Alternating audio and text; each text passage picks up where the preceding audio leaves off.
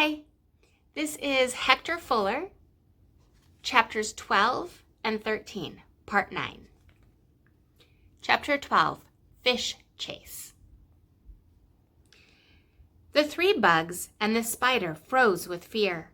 Wherever they looked, there were fish, thrashing, swarming, sucking in water and everything else they found. Hector shouted the first thing that came into his head.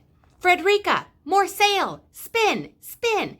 Susie and Lance, hold on to the back and fly! Faster! Faster! As fast as you can! Frederica leaped into action, spinning furiously until the whole top of the boat was a wind-filled sail. Susie and Lance flapped their wings. The lily pads sprang forward and sped over the water like a leaf in a storm wind. Hector thrust the tiller this way and that, slipping over the sides of the fish and dodging their gaping mouths. Away they flew with the piano airborne in its net. The fish chased them from behind. The landscape began to change. Even in the rush, Hector saw things he knew. Trees, rocks, the world was coming out of the flood, covered with mud. Hey, Lance called. Isn't that the stream? Cried Hector. Yes, keep flying. The boat picked up speed as the floodwater rushed into the stream. The current snatched everything up in its flow. The fish, the boat, broken pieces left from the flood. Suddenly, Hector knew where they were. He steered straight for a gravel bank at the side of the stream. Watch out, Susie shouted. We'll crash. Hector held his course, head down, legs on the tiller, antenna straight ahead. When I say the word, he called, everyone up in the air, ready, now! And they hit the bank. The three bugs flew. Frederica threw a dragline and jumped. The lily pad, still pulling the piano, skimmed over the bank and landed in a pool of water perched high in the rocks, leaving the swarm of fish behind. Except that an even bigger fish was waiting for them. Here's the picture.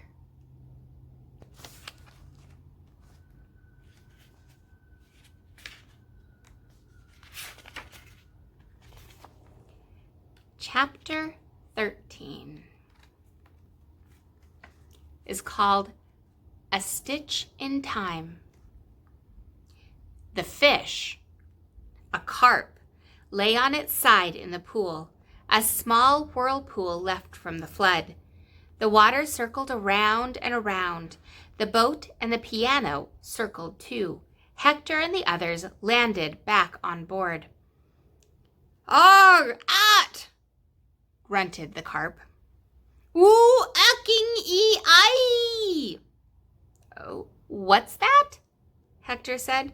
Frederica leaned her head and thought, I believe he means to say that we're making him dizzy." "Is he speaking fish-ish?" Hector asked. No, although I am rather good with languages." Frederica adjusted her scarf. "He is simply unable to move his mouth." The carp nodded. A large tear rolled out of his always open eye. Sorry," said Hector. "What's the matter?" "Ah, eem, ear, ar, war, ug, rarm, uck, awk, ark, eek, awk. Frederica translated. "He says he came into this pool because the water was nice and warm, but he tore his mouth on something sharp, became weak, and could not get out." "Maybe it's a trick," whispered Susie. "Let's get out of here," said Lance. Hector surveyed the pool. The rocks were too steep to climb and too high to fly over. Over the gravel bank, the fish still swarmed in the stream. No, said Hector. "We'll have to fix his mouth." Lance stared at him. "Fix him? Why?" because, believe it or not, he might be our last hope. Our last something, grumbled Lance. I don't see how some hungry fish... Frederica, you could do it. Hector swung the boat closer to the carp. Do you mean to say, said Frederica, that you wish me to sew up this large creature's mouth? Will it not eat me as a tiny snack? Hector leaned over the carp's sore mouth. You can sew these 2 edges, he said. There and there, see? Onku, onku, ook, I, urek, said the carp. Ah, eek, eekoo. Oh dear, said Frederica, moving back. Oh my goodness, oh my. What did he say? Said Lance. He said he would appreciate our help, but he often forgets and we'll have to excuse him if he eats us by mistake. Never trust a carp, said Lance. Silliest fish in the stream. Hector steered the boat onto a soft patch of dirt near the carp's head.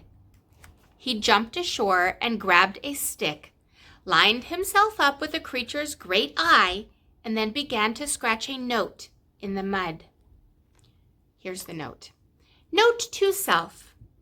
Ugh, bugs taste bad. Spiders too. Not food. He stepped back to inspect the message.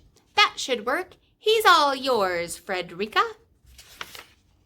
Here's Hector writing the note so that the carp can see it.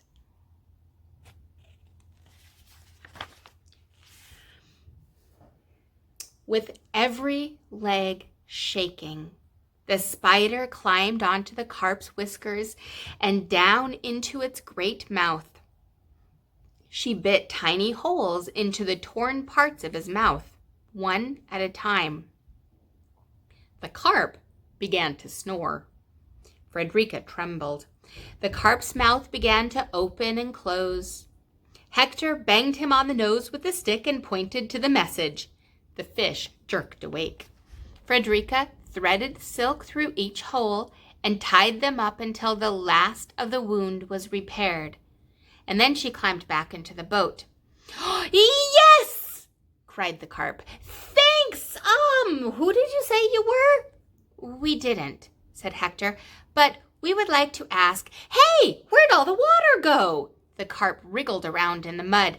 There was water here. Where did it go? Oh, the flood, you see, said Hector. It's draining away. Now, like I was saying, so how am I supposed to swim? Huh? I can't swim in mud. Tell you what. Hector steered the lily pad toward the carp's gleaming tail. There's lots and lots of water just over that bank. Now that you're feeling better, you give one big jump and I'll bet... Kaboing! The carp did not even wait for another word.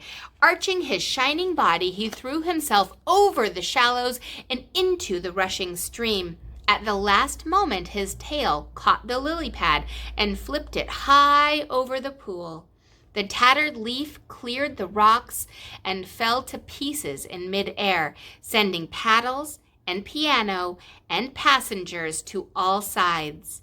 The sail wrapped around Hector so that he could not even flap his wings, and he flew through the air like a little package up onto dry land.